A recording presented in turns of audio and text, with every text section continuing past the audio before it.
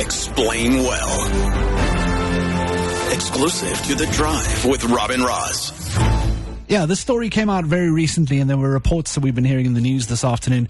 70 petrol stations around the country, and they were sort of spread everywhere. Daar was nie een klomp in een area. Yeah, it was like a couple in every province. I think there were 5 in Gauteng, 6 here, 7 there. Selling watered down is the wrong phrase. Paraffin-downed. Yeah, diesel.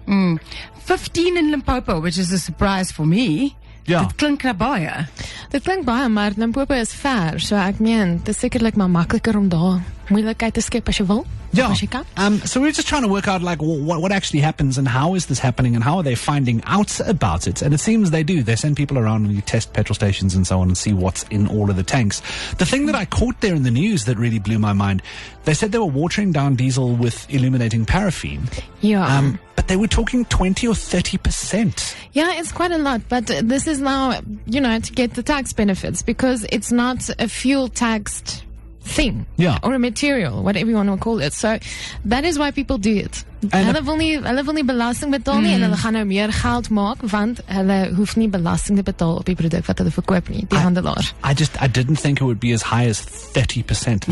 That feels wild to me. So die ding is, of as jy dalk dink jy het fuel wat adulterated is in jou kar, kan jy gaan uitvind, maar basies gaan jou kar vir jou op 'n stadium kan sê, luister, dit is nie regte diesel wat jy in jou kar het nie. Ja, en wat dit baie moeilik maak, jy kan nie staan en kyk en sien, hoorie, hierdie het paraffin in nie, want dit lyk dieselfde as diesel, daar's geen reuk aan dit verbonde nie, so jy gaan eers weet wanneer jou kar stikkend is. We chatted to Rob Handfield Jones, is from driving.co.za. Diesel has lubricating properties. It has lubricity, they say, whereas paraffin doesn't. In a modern high-pressure common rail diesel engine, if you put fuel through there which doesn't have the lubricating properties you need, those components end up wearing and eventually they fail.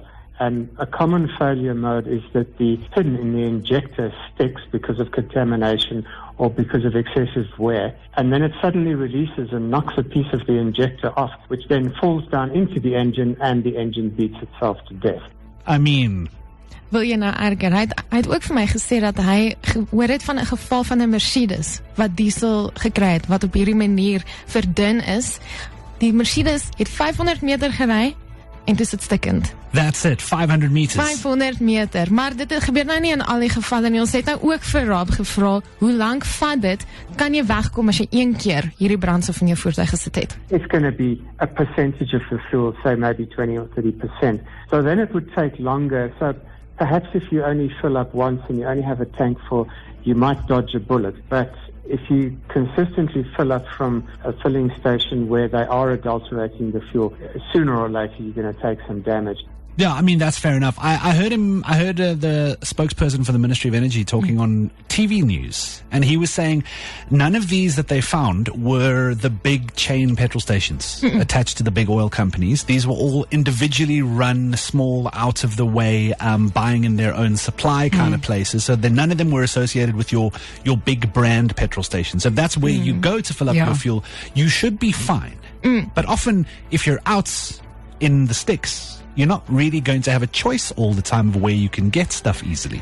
Ja, maar if it's too good to be true, it's too good to be true, right? Maar dit is presies wat die spokesman vir die Departement vir Minerale Hulpbronne en Energie gesê het, is as jy by 'n petrolstasie of 'n vulstasie aankom en dit lyk asof daai diesel se prys 'n droom is dit seker. If it looks too good to be true, it probably is. Yeah, I mean, that makes complete sense. Go straight back to that garage, get the South African Revenue Service involved because they have traces where they can see if the fuel has been adulterated and insist on your rights. The issue is not government. The issue is unscrupulous filling station owners who are taking advantage of certain characteristics of diesel. SARS can't go and dip every underground diesel tank in the country every week.